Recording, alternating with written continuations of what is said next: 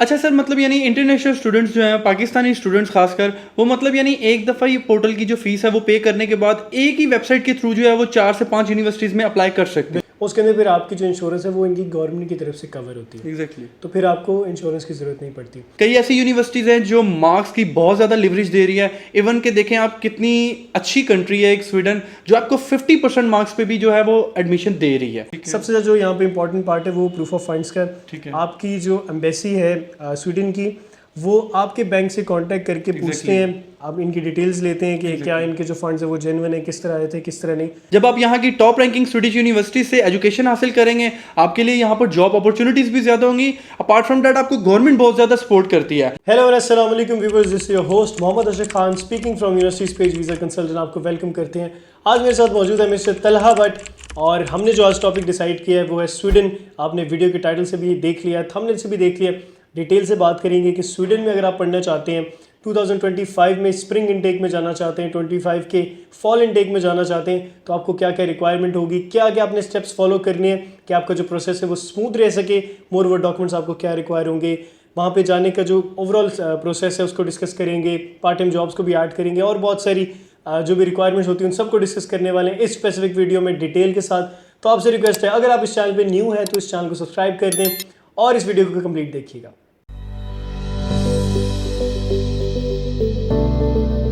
तो व्यूअर्स, आइए चलते हैं, मिस्टर तलहा से पूछते हैं कि स्वीडन कैसा कंट्री है और किस तरह के लोगों को ये कंट्री अट्रैक्ट करता है, ओवरऑल इस कंट्री की क्या खूबसूरती है। जी अस्सलाम वालेकुम एवरीवन, आई होप कि आप सब ठीक ठाक होंगे, खुश होंगे। मैं हूं आपका host as usual Mohammad Talha Bhatt. तो जैसे सर रशीद ने पूछा स्वीडन कंट्री के बारे में बताएं, तो व्यूअर्स बहुत सारे लोग जानते हैं कि स्वीडन एक स्कैंडिनेवियन कंट्री है, एक नॉर्डिक कंट्री है जो कि नॉर्दर्न यूरोप में वाक़ है। ये कंट्री नॉर्वे, डेनमार्क और पोलैंड जैसी कंट्रीज के साथ बॉर्डर करती है। इसके अलावा ये कंट्री जो अपने मैरीटाइम बॉर्डर्स भी शेयर करती है बहुत फेमस कंट्रीज के साथ, जिनमें जर्मनी, लैटविया, लिथुआनिया, पोलैंड और इस्टोनिया जैसी कंट्रीज शामिल हैं। ऑलमोस्ट 11 मिलियन यहाँ की पॉपुलेशन है। स्टॉकहोम इस कंट्री का कैपिटल और लार्जेस्ट सिटी है। स्वीडिश यहाँ की ऑफिशियल लैंग्वेज है, बट इंग्लिश भी यहाँ की एक ऑफिशियल लैंग्वेज में ही आती है, क्योंकि पूरी दुनिया से बहुत से लोग इस कंट्री में आते हैं। कोई स्टडी पर्पस पे आता है, कोई टूरिज्म पर्पस पे आता है। तो आपको यहाँ पर 80 to 90% लोग जो है वो इंग्लिश बोलने, जानने और समझने वाले मिल जाते हैं। जी हाँ, बिल्कुल। ये बहुत अच्छी बात है कि आपको इंग्लिश स्पीकिंग कंट्री मिल रहा है। यूरोप के अंदर ओवरऑल कोई भी इंग्लिश स्पीकिंग कंट्री उस तरह से नहीं आपको मिल पाता। बहुत कम चांसेस होते हैं कि कोई ऐसा कंट्री जिसमें इंग्लिश बहुत ज़्यादा बोली जाए, स्पेसिफिकली इस रीजन के अंदर, जहाँ पे फिनलैंड भी आ जाता है, नॉर्वे भी है। तो इंग्लिश स्पीकिंग कंट्री स्टूडेंट्स के लिए अगर देखा जाए तो काफ़ी ज़्यादा बेनिफिशियल रहता है। आपको ज़्यादा चांसेस मिलते हैं, अपॉर्चुनिटीज़ मिलते हैं इन टर्म्स ऑफ जॉब्स। अगर आप जाना चाहते हैं, बेसिक आपको जो सर्वाइवल होता है वो काफ़ी हद तक आसान हो जाता है। तो इसके अलावा आप थोड़ा सा बताएं कि कंट्री की कोर क्या है, कौन कौन सी चीज़ों के एक्सपोर्ट करते हैं। ये हमारे स्टूडेंट्स को काइंडली बताएं, कौन कौन सी इनका जो सेक्टर है वो काफ़ी स्ट्रॉन्ग है, तो ये चीज़ भी काइंडली मेंशन करें। जी बिल्कुल। स्वीडिश क्रोना यहाँ की ऑफिशियल करेंसी है, जो कि एक स्वीडिश क्रोना इस वक्त पाकिस्तानी लिहाज से तकरीबन 27 रुपीस के इक्वल है। यहाँ का क्वालिटी ऑफ लाइफ बहुत अच्छा है। रिसर्च और इनोवेशन पे यहाँ पे बहुत ज्यादा काम किया जाता है। इंटरनेशनल स्टूडेंट्स के लिए यहाँ पर बहुत ज्यादा अपॉर्चुनिटीज है। अपार्ट फ्रॉम दैट यहाँ की गवर्नमेंट जो है वो अपने रेजिडेंट्स को बहुत ज्यादा सपोर्ट भी करती है। इसके अलावा ये कंट्री एक हाईली डेवलप्ड और मिक्स्ड इकोनॉमी की कंट्री है। अपार्ट फ्रॉम दैट ये एक एक्सपोर्ट ओरिएंटेड कंट्री भी है। बहुत सारी प्रोडक्ट्स की मैन्युफैक्चरिंग करते हैं और अपने ट्रेडिंग पार्टनर कंट्रीज को एक्सपोर्ट करते हैं, जिनमें वुड आ जाता है, स्टील आ जाता है, फार्मास्यूटिकल्स आ जाते हैं, व्हीकल्स आ जाते हैं। जैसा कि आप सब जानते हैं कि वॉल्वो कंपनी जो है वो इसी कंट्री से लॉन्च हुई थी। इसके अलावा ये कंट्री पेट्रोलियम की और इंफॉर्मेशन टेक्नोलॉजी और साइंस से रिलेटेड बहुत ज़्यादा चीज़ों की जो है वो एक्सपोर्ट करती है। बिल्कुल सही कह रहे हैं आप। इसमें मैं थोड़ी और चीज़ ऐड करना चाहता हूँ। मैन्युफैक्चरिंग ये लोग बहुत ज़्यादा करते हैं इन टर्म्स ऑफ, अगर आप फार्मास्यूटिकल जिस तरह आपने मेंशन किया वो बहुत इंपॉर्टेंट पॉइंट है। वुड की एक्सपोर्ट सबसे ज़्यादा कर रहे हैं। इसी के साथ साथ IT रिलेटेड, जिस तरह के आपने बताया, कंप्यूटर्स भी उसके अंदर बनाते हैं। बड़ी बड़ी कंपनीज हैं इनकी, जिसमें IKEA आ जाती है। IKEA जो है फर्नीचर की कंपनी है, आई होप आप लोग भी जानते हो। वो यहाँ से जो है ओरिजिन करती है। इसके अलावा देखिए, जो स्पॉटिफाई, स्काइप हो गया, इस तरह के बड़े बड़े नाम जो है वो इस कंट्री से लिंक्ड हैं, इस कंट्री ने दिए दुनिया को। मोर वो देखा जाए तो इन्वेंशंस भी है, जिसको हम स्पैनर कहते हैं, पाकिस्तानी पाना कहते हैं, वो भी इस कंट्री ने ईजाद किया। पेसमेकर, और जो आपका हार्ट की रिलेटेड जिनको प्रॉब्लम होता है उनके लिए होता है पेसमेकर, वो इन्होंने बनाया। इसी के साथ साथ जो सीट बेल्ट का कॉन्सेप्ट है वो भी यहाँ से निकला। तो काफ़ी ज़्यादा कंट्रीब्यूशन है। इनफैक्ट अगर आप इसका अंदाज़ा लगाएं, इन द फैक्ट्स ये आता है कि 3% ऑफ इट्स होल इकोनॉमी इनकी जो गवर्नमेंट है वो इनोवेशन और टेक्नोलॉजी के अंदर ये लगाते हैं, इन्वेस्ट करते हैं। तो इसका मतलब है कि आपको आईटी के सेक्टर के अंदर बहुत ज़्यादा अपॉर्चुनिटी मिलती है, आसानी मिलती है, ज़्यादा ऑप्शंस अवेलेबल है, ज़्यादा कंपनीज अवेलेबल है। हमारे स्टूडेंट्स का एक ये भी क्वेश्चन होते हैं कि देखिए कंट्रीज तो तकरीबन सारी एक जैसी होती हैं, अगर यूरोप में भी देखा जाए तो हर कंट्री के अंदर आप क्वेश्चन होता है स्टूडेंट का कि क्यों ना हम इस कंट्री में अप्लाई कर लें, उधर भी आईटी की अच्छी जॉब्स हैं, इस कंट्री में अप्लाई कर लें, इसमें कर लें। But the point is her country में नंबर ऑफ कंपनीज का डिफरेंस आ जाता है। ऐसे ही ठीक है, आईटी आप पूरे यूरोप के अंदर आईटी का काफ़ी ज़्यादा अभी रुझान चल गया, अभी बहुत ज़्यादा स्कोप आ गया, बट नंबर ऑफ कंपनीज पे डिपेंड करता है। कोई बड़ा कंट्री है, बड़ी इकोनॉमी है, बहुत ज़्यादा वहाँ पर कंपनीज है, ऑब्वियसली आपकी एम्प्लॉयबिलिटी का चांसेस ज़्यादा होते हैं, एम्प्लॉयमेंट के चांसेस ज़्यादा होते हैं। ठीक है, तो ये डिफरेंस आ जाता है। इसके अलावा अगर एजुकेशन पॉइंट ऑफ व्यू से देखा जाए तो सबसे पहले मैं अपने व्यूअर्स को बताऊंगा कि यहाँ पे आपको 3 से 3.5 साल का बैचलर्स मिल जाता है। कुछ केसेस के अंदर 4 साल के बैचलर्स भी अवेलेबल हैं, मास्टर्स 1 से 2 साल तक रेंज कर रहा है। आपको यहाँ जो रिक्वायरमेंट होती है आइल्स की यहाँ पे रिक्वायरमेंट मस्ट है, और कुछ हो सकता है कुछ स्पेसिफिक कोर्सेज के अंदर कुछ यूनिवर्सिटीज़ हो सकती है जिनके अंदर आपको आइल्स की रिक्वायरमेंट ना हो, बट मोस्टली आपकी आइल्स की रिक्वायरमेंट होती है 5.5 बैंड से लेकर 7 तक भी जा रही है मास्टर्स के प्रोग्राम के अंदर। इसी के साथ साथ अच्छी यूनिवर्सिटी को टारगेट करना चाहते हैं, एटलीस्ट आपके 60 से 70% मार्क्स हो। बिल्कुल, अगर आप एक एवरेज यूनिवर्सिटी टारगेट कर रहे हैं तो फिर 55-50% मार्क्स पे भी एडमिशन मिलने के चांसेस होते हैं। अब बिल्कुल जैसा आपने बताया कि आइल्स जो है वो यहाँ पर जो है वो कंपलसरी है। ऐसे आइल्स के बगैर आपका इस कंट्री में गुजारा नहीं है, क्योंकि आपने यहाँ पर आइल्स मस्ट शो करवाना ही करवाना है। कुछ लेवरेज आपको मिल सकती है, वो आपके डिपेंड करता है सिलेक्टेड कोर्स पे या आपकी यूनिवर्सिटी पे, अगर वो आपको लेवरेज दे दे इस चीज़ पे। कई ऐसी यूनिवर्सिटीज़ हैं जो मार्क्स की बहुत ज़्यादा लेवरेज दे रही है। इवन के देखें आप कितनी अच्छी कंट्री है एक स्वीडन, जो आपको 50% मार्क्स पे भी जो है वो एडमिशन दे रही है। ऐसे बट ये है कि कुछ यूनिवर्सिटीज में ऐसा होता है कि आप जब हाई रैंक यूनिवर्सिटी को सिलेक्ट करते हैं, हाई रैंक कोर्स में जाना चाहते हैं, तो ऑब्वियसली सी बात है कि आपको यहाँ पर हाई रिक्वायरमेंट्स को भी मीट करना पड़ेगा। बिल्कुल, इसके अंदर रिक्वायरमेंट के साथ साथ जो आपके डॉक्यूमेंट्स की रिक्वायरमेंट होती है वो बहुत ज़्यादा डिफिकल्ट नहीं, वही आपके बेसिक डॉक्यूमेंट्स की रिक्वायरमेंट होती है। कुछ कंट्रीज़ के अंदर इस तरह होता है कि आपने अपने डॉक्यूमेंट्स भेजने होते हैं, बट यहाँ पे आपका नॉर्मली जो प्रोसेस है वो सारा ऑनलाइन ही चल रहा होता है। आपने अपने डॉक्यूमेंट सारे इसमें अटैच करने होते हैं, जिसके अंदर आपके अटेस्टेड डॉक्यूमेंट होने चाहिए। ठीक है, आपके मैट्रिक का, इंटरमीडिएट का, इसके बाद आपका जो बैचलर्स की डिग्री और ट्रांसक्रिप्ट है वो, अगर आप मास्टर्स में जा रहे हैं ऑफ कोर्स, तो वो भी अटेस्टेड होनी चाहिए। रिकमेंडेशन लेटर ऐड कर लेंगे, आपको बेनिफिट होगा, आपको एक्सेप्टेंस लेटर जो है एक्सेप्टेंस रेशो आपकी बेहतर हो जाएगी। इसके साथ साथ कोई प्रीवियस एक्सपीरियंस है वो ऐड कर दें, उससे भी काफ़ी ज़्यादा एक्सेप्टेंस में जो है ना डिफरेंस आता है। इसके अलावा जिस तरह कि अब आपने बताया कि बहुत हाई रैंकिंग यूनिवर्सिटीज़ हैं, तो कुछ काइंडली हमारे स्टूडेंट्स को यूनिवर्सिटीज़ के नाम बता दें और कौन से ऐसे कोर्सेज हैं जिनमें आपको लगता है कि स्टूडेंट्स को जाना चाहिए, अच्छे कोर्सेज है और जिनका स्कोप भी ज़्यादा है, उनके बारे में भी काइंडली हमारे स्टूडेंट्स को गाइड कीजिए।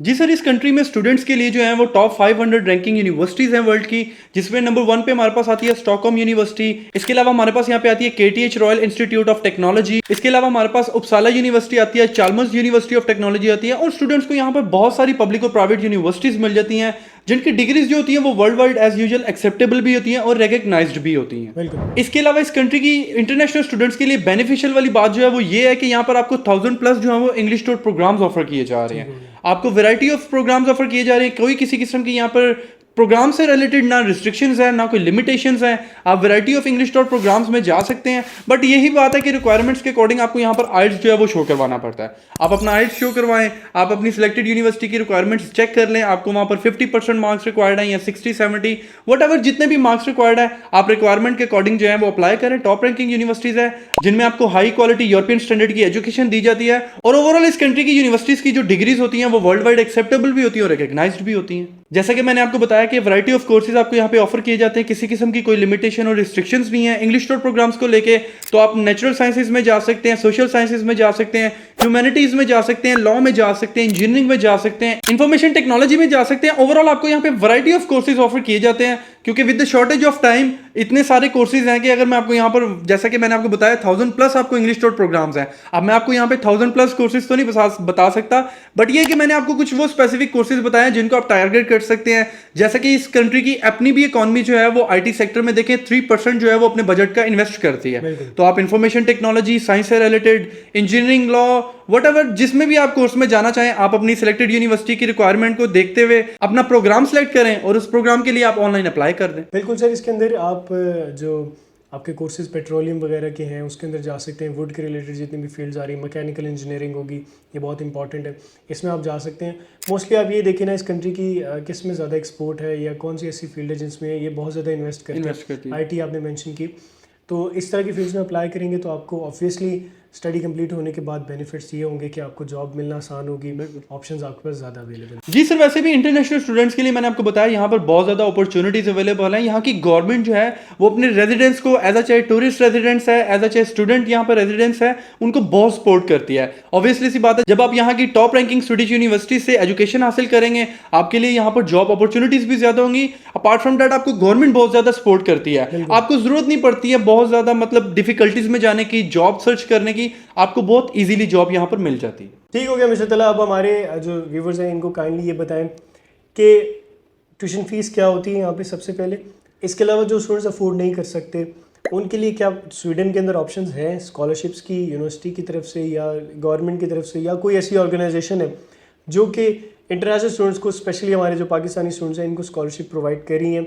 तो क्या ये पॉसिबिलिटी भी है? और एक एवरेज ट्यूशन फीस कितनी होती है यहाँ पे?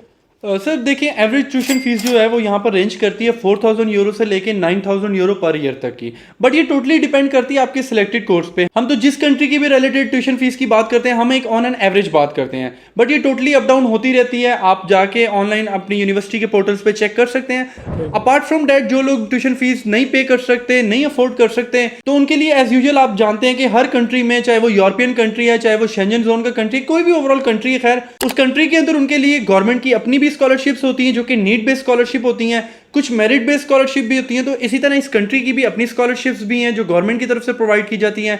यूनिवर्सिटीज की अपनी स्कॉलरशिप्स भी हैं जिनमें SISGP आती है, जिसको Swedish institute scholarship for global professionals कहा जाता है। इसके अलावा BTH स्कॉलरशिप आ जाती है, और बहुत सारी आपको यहाँ पर पब्लिक और प्राइवेट यूनिवर्सिटीज की अपनी स्कॉलरशिप्स ऑफर की जाती हैं, जिनमें आपकी ट्यूशन फीस जो है वो टोटली वेव्ड ऑफ भी हो सकती है। इसके अलावा इसमें आपको पर मंथ का जो है वो स्टाइपेंड दिया जाता है 12,000 स्वीडिश करोना तक का, जो कि पाकिस्तानी लिहाज से तकरीबन 3 लाख रुपए बनते हैं, और अगर आप इसको यूरो में कन्वर्ट करें तो ये 1,000 यूरो पर मंथ बनता है। इसके अलावा आपको अकोमोडेशन भी मिल सकती है, आपको इंश्योरेंस भी मिल सकती है, और आपको बहुत सारे फर्दर बेनिफिट्स और फैसिलिटीज मिल सकती हैं इन स्कॉलरशिप की बेस पे। अच्छा, इसके अंदर मिस्टर तला मैं एक और पॉइंट ऐड करना चाहता हूँ अपने व्यूअर्स के लिए कि अगर आपकी जो ड्यूरेशन है, अगर 1 साल से कम ड्यूरेशन आपके कोर्स की, तब आपको इंश्योरेंस करवाने की ज़रूरत पड़ेगी।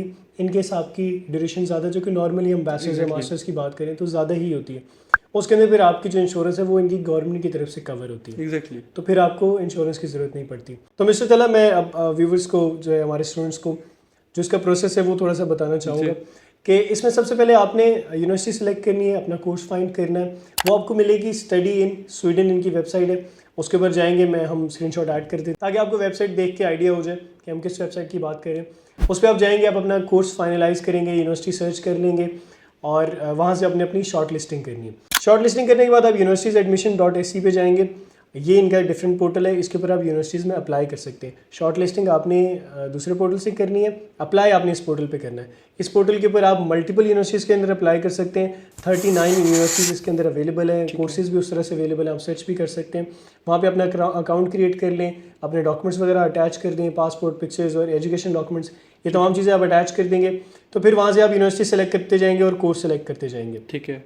मल्टीपल यूनिवर्सिटी सेलेक्ट कर सकते हैं, मल्टीपल कोर्स सेलेक्ट कर सकते हैं, बहुत ज़्यादा रिस्ट्रिक्शन नहीं होती। इसके अंदर आपके पोर्टल की अपनी सेपरेट फीस होती है, वो आपने पे करनी होती है। 900 स्वीडिश क्राउन होती है, जो कि पाकिस्तानी देखे तो 25,000 रुपीज़ के इक्विवेलेंट बन रही होती है। उससे ये होता है कि फिर आपको हर यूनिवर्सिटी के अंदर जाके सेपरेटली उनकी फ़ीस नहीं देखनी पड़ती एप्लीकेशन की, या मतलब ऑब्वियसली एक थोड़ा सा हैसल होती है, इशूज़ आपको आ सकते हैं। तो इस वजह से आप एक सिंगल पोर्टल के थ्रू अप्लाई कर सकते हैं। अच्छा सर, मतलब यानी इंटरनेशनल स्टूडेंट्स जो हैं, पाकिस्तानी स्टूडेंट्स खासकर, वो मतलब यानी एक दफ़ा ये पोर्टल की जो फीस है वो पे करने के बाद एक ही वेबसाइट के थ्रू जो है वो 4 से 5 यूनिवर्सिटीज़ में अप्लाई कर सकते हैं? बिल्कुल कर सकते हैं, यही इस पोर्टल की आसानी होती है। आपको आपने अप्लाई करना है, उसके बाद आपको जो ऑफर लेटर होता है वो मिल जाता है। उसके बेस के ऊपर फिर आपने वीज़ा अप्लाई करना है, जो कि हम फर्दर इस वीडियो में डिस्कस करेंगे। इसके अलावा हमारे स्टूडेंट्स को ये भी बता दें कि कॉस्ट ऑफ लिविंग का क्या सूरत हाल है, कॉस्ट ऑफ लिविंग कितनी है, पार्ट टाइम जॉब्स में आप अर्निंग कितनी कर लेते हैं, कितनी आपको सेविंग हो सकती है, तो ये सब चीज़ें भी काइंडली शेयर कीजिए। जी सर, जैसा कि मैंने आपको पहले भी बताया कि यहाँ पे गवर्नमेंट की तरफ से इंटरनेशनल स्टूडेंट्स को बहुत ज़्यादा अपॉर्चुनिटीज़ प्रोवाइड करी जाती हैं। बेनिफिशियल बात यहाँ पर इंटरनेशनल स्टूडेंट्स के लिए ये है कि यहाँ पर वर्किंग आवर्स की कोई लिमिटेशन नहीं है। आप जितनी देर चाहे काम कर सकते हैं, बट अनटिल ये आपकी स्टडीज़ के ऊपर अफेक्ट ना करे, आपकी स्टडीज़ जो है वो डिस्टर्ब ना हो, आप जितनी देर चाहे यहाँ पर काम कर सकते हैं। अच्छा। जैसा कि दूसरी कंट्रीज़ में जो होता है उन्होंने टाइम सेलेक्ट किया होता है कि आप 20 आवर्स पर वीक कर सकते हैं, 30 आवर्स पर वीक कर सकते हैं, इस तरह होता है। बट इस कंट्री में ऐसे टाइम सिलेक्शन कोई भी नहीं है, बट आप अनलिमिटेड जो है वो वर्किंग आवर्स का काम कर सकते हैं यहाँ पर। बट इस चीज़ का ख्याल रखें कि अगर आप स्टडी पर्पस पे गए हुए हैं तो आप अपनी स्टडीज़ का भी ख्याल रखें, क्योंकि एट द एंड जब इवेल्युएशन होती है आपने सारा टाइम जो है वो अपने काम पे दिया होता है, जबकि आप इस कंट्री में आए हुए स्टडी बेसिस पे हैं, तो आपके लिए काफ़ी डिफिकल्टीज भी हो सकती हैं। बट कोशिश करें, स्टडीज़ भी करें, साथ साथ वर्क भी करें, अर्निंग भी बहुत अच्छी करते हैं। ये रिचेस्ट कंट्रीज में से एक कंट्री है। आपको यहाँ पे 10 यूरो से लेके 15 यूरो तक पर आवर के हिसाब से वेज मिलती है। ये मैं आपको अनस्किल्ड जॉब्स के हवाले से बता रहा हूँ। इसके अलावा अगर आप स्किलफुल जॉब्स की तरफ जाते हैं, एक्सपीरियंस जॉब की तरफ जाते हैं, तो आप यहाँ पर 20 यूरो से लेके 25 यूरो पर आवर के हिसाब से भी अच्छी अर्निंग कर सकते हैं। अपने मंथली एक्सपेंसेस को भी खुद बेयर कर सकते हैं। इन केस अगर आपकी कोई ट्यूशन फीस है तो आप उसको भी खुद से इजीली मैनेज कर सकते हैं। इसके अलावा सर आप यहाँ पे कॉस्ट ऑफ लिविंग की अगर बात करें तो इंटरनेशनल स्टूडेंट्स के लिए ये पॉइंट बहुत जरूरी होता है, क्योंकि हर स्टूडेंट का एक क्वेश्चन होता है कि हम उस कंट्री में चले जाएंगे, हमें कॉस्ट ऑफ लिविंग का भी तो पता चले ना कि हमारे वहाँ पे अकोमोडेशन हमें क्या कॉस्ट करेगी, हमारी यूटिलिटीज, हमारी फूड वगैरह ओवरऑल, और हमारी ट्रांसपोर्टेशन क्या कॉस्ट करेगी। तो इस कंट्री की अगर मैं आपको ओवरऑल कॉस्ट ऑफ लिविंग के बारे में बताऊं तो आपकी यहाँ पे जो on an average cost of living आती है वो 800 यूरो से लेके 1000 यूरो पर मंथ तक की कॉस्ट करती है। बट ये टोटली डिपेंड कर रही होती है आपके लिविंग लाइफस्टाइल पे और आपकी स्पेंडिंग हैबिट्स पे। आपकी जो अकोमोडेशन है वो आपको यहाँ पे 600 यूरो तक की कॉस्ट करती है, यूटिलिटीज आपको यहाँ पर 150 यूरो तक कॉस्ट करती है। इसके अलावा आपकी फूड की बात की जाए यहाँ पर, तो फूड आपको यहाँ पे 200 यूरो से लेके 300 यूरो पर मंथ तक कॉस्ट करता है। बट ऑन एन एवरेज इसमें आपकी ट्रांसपोर्टेशन शामिल नहीं है। अगर आप ट्रांसपोर्टेशन को भी इसमें शामिल करें तो 800 यूरो से लेके 1000 यूरो पर मंथ तक की आपकी कॉस्ट ऑफ लिविंग यहाँ पे आपको कॉस्ट करती है, जो कि टोटली डिपेंड करती है आपके लिविंग लाइफस्टाइल पे और आपकी स्पेंडिंग हैबिट्स पे। तो जी सर, अब हमारे स्टूडेंट को यहाँ पर प्रोसेस के बारे में भी बताएं, क्योंकि इसके ओवरऑल प्रोसेस के बारे में खैर मैंने भी सर्च किया है कि इसका प्रोसेस जो है वो जरा थोड़ा डिफरेंट है as compare to other countries. तो आप हमारे स्टूडेंट्स को यहाँ पे प्रोसेस के हवाले से भी गाइड करें, और टोटल कॉस्ट यहाँ पर क्या आती है यहाँ पर इस कंट्री में जाने के लिए एज अ स्टूडेंट वीजा पे, एज अ स्टडी वीजा पे, उस बारे में भी हमारे स्टूडेंट्स को गाइड करें। अच्छा जी मिस्टर तलत, सबसे पहले प्रोसेस इस वजह से डिफरेंट है क्योंकि इसकी पाकिस्तान में एम्बेसी नहीं है। ठीक है। ठीक है, पहले यहाँ पर वर्क होता था, बट अब जो एम्बेसी है उसमें पब्लिक डीलिंग नहीं होती। ठीक है। तो उसके लिए आपको इथोपिया जाना पड़ता है। ठीक है, इस वजह से आपका प्रोसेस थोड़ा डिफरेंट हो जाता है। आपने सबसे पहले क्या करना है, एडमिशन्स का तो मैंने आपको बता दिया, आपने एडमिशन्स अप्लाई कर लिए, आपको एडमिशन लेटर मिल गया, आपने यूनिवर्सिटीज़ में फीस पे की, आपको फाइनल लेटर मिल गया यूनिवर्सिटी की तरफ से, उसकी बिहाफ के ऊपर आप वीज़ा अप्लाई कर सकते हैं। अच्छा, अब आप वीज़ा अप्लाई करने के लिए इनकी एक डिफरेंट वेबसाइट है, वो है migrationsworkit.se। उसका भी हम लिंक ऐड कर देंगे डिस्क्रिप्शन के अंदर, हमारे व्यूअर्स के लिए आसानी होगी, वो उसको जाके फाइंड आउट कर सकते हैं। वहाँ जाके अपने वीज़ा की इन्फॉर्मेशन लेनी है, वीज़ा का फॉर्म डाउनलोड करना है, उसको फिल आउट करना है, उसके अंदर जो जो डॉक्यूमेंट्स है, जो जो उसकी रिक्वायरमेंट्स है वो पूरी करनी है। मोस्टली आपकी यही तमाम डॉक्यूमेंट्स होते हैं। उसके अलावा आपके अकोमोडेशन वगैरह का प्रूफ हो सकता है, ये तमाम चीज़ें आपने अटैच करनी है। अकोमोडेशन का आपके पास ऑप्शन यूनिवर्सिटी की तरफ से भी होता है। यूनिवर्सिटी के अंदर भी जब आप अप्लाई कर रहे होते हैं तो उनकी अकोमोडेशन भी मिल जाती है। कुछ स्टूडेंट्स के जानने वाले भी होते हैं, कुछ ग्रुप्स के थ्रू भी अकोमोडेशन फाइंड कर लेते हैं, तो वो केस थोड़ा डिफरेंट हो सकता है। इस बारे में मैंने भी सर देखा था, सर्च की थी कि जब आप एडमिशन के लिए अप्लाई करते हैं, आपका एडमिशन आ जाता है, आप एडमिशन सिक्योर कर लेते हैं, तो ऑटोमेटिकली यूनिवर्सिटी की तरफ से ही आपको वहाँ पर जो है वो अकोमोडेशन की बहुत सारी ऑप्शंस मिल जाती हैं कि अगर आप अकोमोडेशन बुक करना चाहते हैं तो बहुत सारी वहाँ पे वैरायटीज जो है वो अवेलेबल होती है वहाँ पर। ऐसे ही इसके बाद आपने फिर क्या करना है, आपने अपना जो है वीज़ा के लिए अप्लाई कर देना है उसी वेबसाइट के ऊपर। ठीक है, उस वेबसाइट के ऊपर आप वीज़ा के लिए अप्लाई करेंगे। फिर आपने VFS ग्लोबल में जाकर अपॉइंटमेंट बुक करनी है स्वीडन के लिए, इथोपिया में। ठीक है, यानी कि आपने इथोपिया में जाके अप्लाई करना है ऑब्वियसली, तो आपको VFS ग्लोबल के थ्रू उसकी अपॉइंटमेंट मिल जाएगी। ठीक है, वहाँ पे आप अपने जो है डॉक्यूमेंट्स अटैच कर दें कि मेरी वहाँ पे बायोमेट्रिक की अपॉइंटमेंट है, यानी बायोमेट्रिक मैंने जाके देना है, तो आपको अपॉइंटमेंट मिल जाएगी, एक डेट मिल जाएगी। सर ये एक चीज़ यहाँ पे मुझे क्लियर करिएगा कि ये जो हमने VFS की अपॉइंटमेंट बुक करनी है, ये हम इथोपिया के लिए बुक करेंगे या स्वीडिश एम्बेसी के लिए बुक करेंगे? ये चीज़ इथोपिया के लिए आपने वीज़ा बुक करना, वीज़ा अप्लाई करना। ठीक है, स्वीडन की अपॉइंटमेंट के लिए आपने इथोपिया का सेंटर चूज करना। मतलब यानी हम उसमें जो है ये एक डिस्क्रिप्शन ऐड करेंगे कि हमने इथोपिया का वीज़ा लेना है इस बिहाफ पे कि हमने वहाँ पर स्वीडिश एम्बेसी में जाना है अपने वीज़ा के एक प्रोसेस के। हाँ जी, वो एक जो आपका फर्दर स्टेप है। आपने अपॉइंटमेंट ले ली VFS ग्लोबल की स्वीडिश एम्बेसी की इथोपिया के अंदर जो कि मौजूद है, वहाँ का सेंटर सेलेक्ट कर लिया। ये आपका प्रोसेस साइड हो गया। ठीक है, अब अपॉइंटमेंट से आपने एटलीस्ट 3-4 दिन पहले आपने अपना ई वीज़ा लेना है इथोपिया का, ठीक है। उनकी ऑफिशियल वेबसाइट पे जाएंगे, वहाँ से अपने डॉक्यूमेंट्स वगैरह अटैच करेंगे, आपको वो विद इन अ वीक आपको डॉक्यूमेंट्स से इथोपिया का तो वैसे भी सुना है मैंने कि ई वीजा होता है वो आपको ऑनलाइन ही आपकी ऑनलाइन ईमेल पे आ प्रोसेस जाता होता है। बिल्कुल ऑनलाइन आपका प्रोसेस है, वो आपको जो है 2 दिन के अंदर 1 दिन के अंदर भी मिल सकता है, डिपेंडिंग ऑन कि क्या उस टाइम सिचुएशन चल रही है। आपके पास वीज़ा आ गया, वीज़ा लेके आप ट्रैवल करें, इथोपिया जाएं। इथोपिया जाने के बाद आप अपनी जो भी आपकी डेट है अपॉइंटमेंट की VFS ग्लोबल में, वहाँ बायोमेट्रिक दें।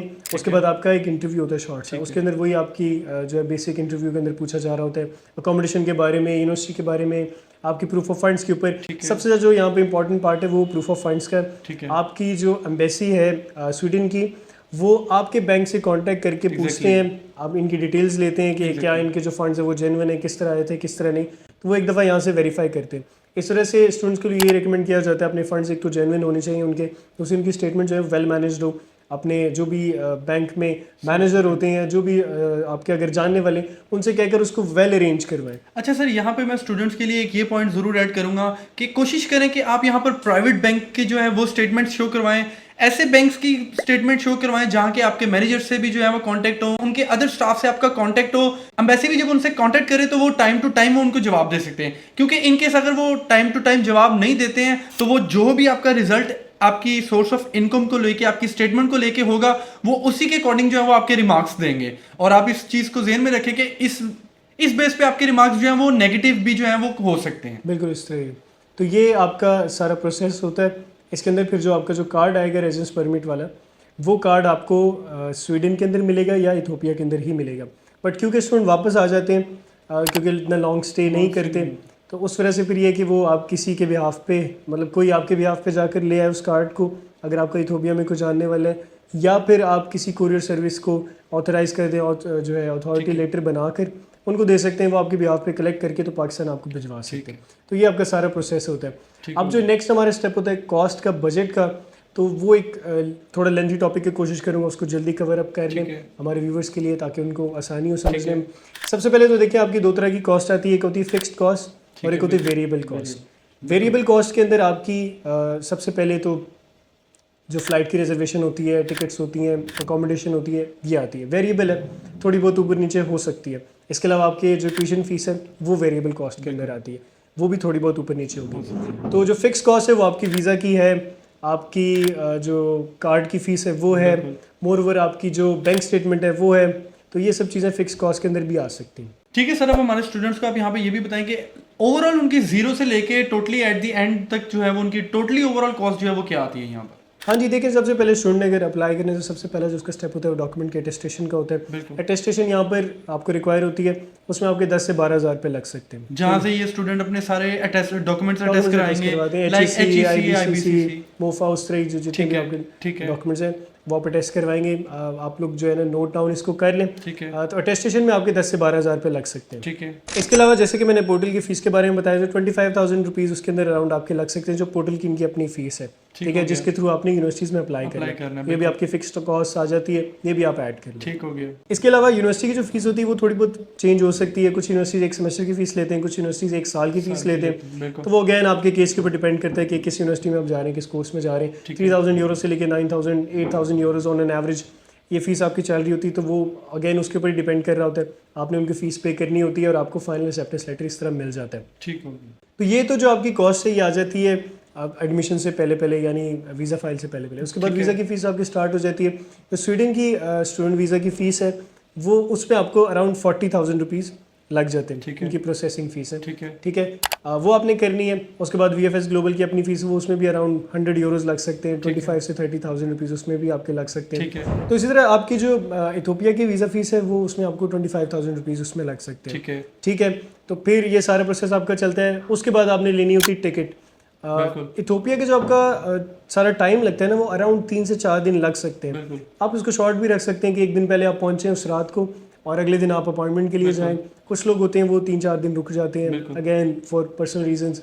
कुछ लोग होते हैं कि हम विजिट कर लें। ऑब्वियसली जब आप किसी डिफरेंट कंट्री में जाते हैं तो आपकी कोशिश होती है। मिस्टर तला अगर होते तो वो ज़रूर विजिट करते हैं, इनफैक्ट वो 1 हफ्ते से ज़्यादा वहाँ स्टे करते हैं। तो खैर आपका जो है स्टूडेंट का अगर 3 दिन का भी लगाएं तो आपकी रिटर्न टिकट होती है जो कि 80,000 रुपीज़ से लेके 2 लाख रुपीज़ तक भी जा सकती है। ठीक है। अगैन वो डिपेंड करता है किस टाइम पे आपको मिल रही है, कुछ केसेस में ज़्यादा भी एक्सपेंसिव होती है। और वहाँ पर रहने के जो 2-3 दिन का आपका खर्चा होता है वो 25 से 30-40 हज़ार रुपये वो भी आपका खर्चा आ जाता है। तो वो थोड़ा सा वेरिएबल है, वो आप ऐड कर लें। लास्ट में आपका जो है स्वीडन जाने की टिकट होती है, क्योंकि यहाँ पे हेल्थ इंश्योरेंस वगैरह एक्सपेंस नहीं आता, तो फिर आप सिर्फ टिकट के अगर एक्सपेंस लगाया जाए 1 वे की आपने टिकट लेनी होती है, तो वो भी आपकी जो है ना 1 लाख से 2 लाख तक रेंज कर सकती है depending on the specific time. Sir हमारे स्टूडेंट्स को यहाँ पर ये भी तो चीज़ बताए ना कि इसके अलावा यहाँ पर कहते हैं कि एकोमोडेशन का प्रूफ भी ज़रूरी होता है, क्योंकि ये एक बहुत इंपॉर्टेंट चीज़ होती है जो कि एम्बेसडर भी बहुत गौर से देखता है, और आपको जब टिकट इशू करते हैं आप इस चीज़ पे भी जो है वो आपकी बहुत गौर किया जाता है कि आपके पास एक ऑथेंटिक जो है वो अकोमोडेशन वहाँ पर बुक है। अच्छा, अकोमोडेशन का देखिए ना, आपकी अकोमोडेशन डिपेंड करती है। अगर आपको यूनिवर्सिटी दे रही है तो हो सकता है वो आपसे 1 डिपॉजिट एक्स्ट्रा मांग लें। अगर आप प्राइवेट ले रहे हैं तो वो 3 डिपॉजिट एक्स्ट्रा भी मांग सकते हैं। फिर आपकी जो एजेंट की फीस होती है वो अलग होती है, थोड़ा बहुत चेंज आ सकता है। बट रफली अगर देखा जाए ना तो 2 लाख से लेके 3 लाख 4 लाख तक के रेंज कर सकता है आपका एक दफ़ा का बजट। ऑब्वियसली जिसमें आपने अगर 300 यूरो आपकी अकोमोडेशन है वो अराउंड 90,000 या 1 लाख रुपीज़ बनती है, और आप अपफ्रंट एक वो दे रहे हैं, डिपॉजिट दे रहे हैं, तो 2 लाख तो वैसे भी बन जाता है। तो इसको अगर आप रफली भी रखें तो 3 लाख 4 लाख भी लग सकता है अगर आप प्राइवेट जा रहे हैं। अगर यूनिवर्सिटी जा रहे हैं तो थोड़ा बहुत कम हो सकता है। तो ये सारा आपका लगता है। एंड में हम बात करते हैं हमारा जो बैंक स्टेटमेंट है। जी बिल्कुल, वो बहुत बैंक स्टेटमेंट बहुत ज़रूरी है। बैंक स्टेटमेंट एक इंडिविजुअल के लिए जो आपकी बैंक स्टेटमेंट है वो अराउंड 10,000 यूरोस तक रेंज कर रही है, यानी कि 30 लाख रुपए, 30 से भी उसको 33 लाख तकरीबन समझे, तो ये रेंज कर रही है। बट आप उसके अंदर अगर अपनी फीस वगैरह शो कराएंगे तो वो थोड़ी बढ़ भी सकती है। मतलब तकरीबन यहाँ पर रिकमेंडेड अगर की जाए तो मेरे हिसाब से वो तकरीबन 40,000 यूरो से लेके 15,000 यूरो तक तो यहाँ पर रिकमेंडेड की जाएगी कि आप अपनी बैंक स्टेटमेंट शो करो। बिल्कुल, इसमें आपने ना 900 यूरोस पर मंथ के हिसाब से अपने एक्सपेंस शो कराने होते हैं 12 महीने के लिए। ठीक है, वो 33 लाख रुपीज़ पाकिस्तानी बनते, बट हम कहते हैं कि आप बिल्कुल फिक्स अमाउंट उस तरह से ना शो करें, एक्स्ट्रा आप शो करा लें, यानी 12,000 यूरोस हो गई या 15,000 यूरोस तक अगर आप कर सकते हैं तो वो तो ऑब्वियसली बेटर ही रहता है। इसी के साथ साथ जो हमारे स्पाउस और चिल्ड्रन का पार्ट आ जाता है वो ये है कि उनकी भी सेपरेट फ़ीस होती है, वीज़ा की फ़ीस वो आपने देख लेनी है। इसकी हाफ होती है, जितनी आपकी 1500 है तो शायद इसकी हाफ होती है। जी बिल्कुल, वो जो चिल्ड्रन की फीस थी वहाँ पर वो 750 जो है वो स्वीडिश क्राउन में थी। इसके अलावा जो आपकी स्पाउस अगर आपके साथ जाएंगे तो वो 1500 क्राउन ही बनती है। तो इस वाले से सर यहाँ पर जब अगर हम अपने स्पाउस को या फैमिली चिल्ड्रन वगैरह व्हाटएवर किसी को भी जब साथ लेके जा रहे हैं तो ऑब्वियसली सी बात है फिर हमें यहाँ पे बैंक स्टेटमेंट भी उसी हिसाब से शो करवाना पड़ेगा। जी हाँ, बैंक स्टेटमेंट आपकी जो है फ़र्क होता है, उसके अंदर 400 समथिंग आपने पर मंथ के हिसाब से यूरोज में एक्स्ट्रा शो कराने अपने स्पाउस के लिए, पार्टनर के लिए, हस्बैंड या वाइफ है तो रफली अगर 500 इसको समझे, रफली 500 यूरोज एक्स्ट्रा पर मंथ के हिसाब से, 900 आपका इंडिविजुअली और 500 अगर आप लगा लें, 500 आपके स्पाउस का। ठीक है, इसी के साथ जो आपके चिल्ड्रन अगर हैं तो पर चाइल्ड आपने 218 यूरोज मंथली जो है वो आपने अपने प्रूफ ऑफ फंड शो कराने होते हैं। इसमें इंपॉर्टेंट पॉइंट ये है कि आपकी अकोमोडेशन बहुत ज़रूरी है। आपने अगर अपने स्पाउस और चिल्ड्रन को लेकर जा रहे हैं तो आपके पास अकोमोडेशन भी उतनी ही होनी चाहिए। ये ना हो कि आप एक रूम ले लें और उसके अंदर ही आप कोशिश करें कि उस तरह फिर पॉसिबल नहीं होता। अगर उसके पास अगर वो 2 लोगों का रूम होगा, ट्विन शेयरिंग होगा, फिर पॉसिबल है। और अगर आप एक रूम वाला लेंगे अकोमोडेशन तो फिर उसके अंदर आपको वीज़ा मिलने के चांस मुश्किल है। बिल्कुल ऐसे। तो आई थिंक ये दैट वाज इट, जिसके अंदर सारा आपकी बजट वगैरह कवर हो जाता है। स्टिल अगर हमारे स्टूडेंट का कोई क्वेश्चन हो तो हम आपको हाईली रिकमेंड करते हैं इस वीडियो के नीचे अपने जो इंपॉर्टेंट क्वेश्चंस हैं वो ज़रूर ऐड कीजिएगा ताकि नेक्स्ट हम अपनी वीडियोस के अंदर उन चीज़ों को लेके आएँ। सर इसके अंदर हम अपना प्रीवियसली जो है वो इन वीडियो से रिलेटेड Q&A सेशन भी थोड़ा ऐड करते हैं। जी हाँ, ज़्यादा टाइम नहीं लेंगे आपका, तकरीबन 3-4 क्वेश्चन हैं वो भी आपसे ज़रा डिस्कस करते हैं, स्टूडेंट के इंपॉर्टेंट होते हैं। सर हमारे स्टूडेंट का यहाँ पे क्वेश्चन है, विदाउट आइल्स यहाँ पर मास्टर में एडमिशन मिल जाता है विद इंग्लिश प्रोफिशिएंसी सर्टिफिकेट? नहीं, आई थिंक इतना ज़्यादा आसान नहीं है, बहुत लिमिटेड ऑप्शंस है, आई वुड से कि ना होने के बराबर है। तो आपको आइल्स जो है वो मस्ट है। आइल्स अगर आपके पास नहीं है तो पीटी हो सकता है कुछ कोर्सेज के अंदर, उसके अल्टरनेटिव पे वो कहते हैं कि आप पीटी का स्कोर दे दें या टॉफल दे दें। तो विदाउट आइल्स या without any English exam certification आपके लिए जो है ना एडमिशन लेना बहुत मुश्किल है। ठीक है सर, नेक्स्ट क्वेश्चन हमारे यहाँ पे स्टूडेंट ने किया है कि लॉ पढ़ने के लिए जो है वो स्वीडन अच्छा है या दूसरी कोई अदर यूरोपियन कंट्री? तो मिस्टर तला मैं स्टूडेंट को बताना चाहेंगे कि जो एजुकेशन सिस्टम है वो तकरीबन एक जैसा होता है पूरे यूरोप के अंदर। इसी तरह यूरोप में अगर लॉ पढ़ने की बात की जाए तो बहुत सारी कंट्रीज़ हैं, जिस तरह फ्रांस को चूज़ कर सकते हैं, आप इटली में जा सकते हैं। ये कुछ ऐसी कंट्रीज है जो रेकमेंड मैं आपको करूँगा। ऑल्दो आपके लिए स्वीडन भी बहुत अच्छी ऑप्शन है क्योंकि लॉ और जितना भी आपका लीगल प्रोसेस होता है, तो यहाँ पे बहुत अच्छा उनका सिस्टम होता है, तो किसी भी कंट्री से कर ले इतना इशू नहीं होता। बट अगेन अगर आप एक सूटेबल एक अफोर्डेबल डेस्टिनेशन देखना चाहते हैं तो इटली को ज़रूर चूज़ करें, वो आपके लिए अच्छी ऑप्शन हो सकती है। ठीक है सर, हमारे नेक्स्ट स्टूडेंट का यहाँ पे क्वेश्चन है, स्वीडन की वीजा रेशियो कैसी है विद स्पाउस फॉर मास्टर्स? जी हाँ मिस्टर तला, वीज़ा रेशियो बहुत अच्छी है। ये डिपेंड करता है आपकी अकोमोडेशन के प्रूफ के ऊपर और आपके फंड्स के ऊपर। ठीक है। अगर आपके पास फंड्स हैं तो बिल्कुल अप्लाई करें, वीज़ा रेशियो दोनों के लिए अच्छी रहेगी। आप अगर एक जेन्युइन स्टूडेंट है और आपके जो डॉक्यूमेंट्स हैं वो सारे रियल हैं, इस केस में फिर आपको वीज़ा रेशियो आपके लिए बेहतर ही होगी। मतलब ओवरऑल डिपेंड करता है आपकी अपनी प्रोफाइल के ऊपर, जितनी जेन्युइन और स्ट्रॉन्ग आपकी प्रोफाइल होगी उतने आपके वीजा गेन करने के और चांसेस उसके अलावा जो आपके प्रूफ ऑफ फंड्स है वो बहुत मैटर करते हैं। ओके ठीक है सर, यही था आज का हमारा Q&A सेशन, कुछ मुख्तसर से क्वेश्चंस के साथ। तो इंशाल्लाह उम्मीद करते हैं आपको ये वीडियो पसंद आई होगी, आप तक राइट और हेल्पफुल इन्फॉर्मेशन पहुंची होगी।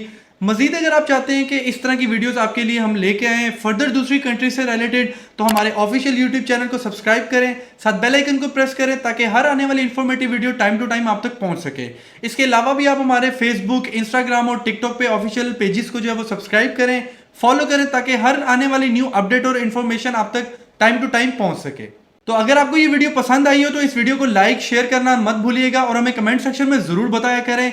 तो आई थिंक सर हमारी तरफ से सिर्फ यही था आज की इस वीडियो में। तो इंशाल्लाह मिलते हैं आपको नेक्स्ट इस तरह के पॉडकास्ट सेशन के साथ एक इंटरेस्टिंग टॉपिक के साथ। तब तक के लिए अपना ख्याल रखें, हमें दे इजाजत, शुक्रिया, अल्लाह हाफिज।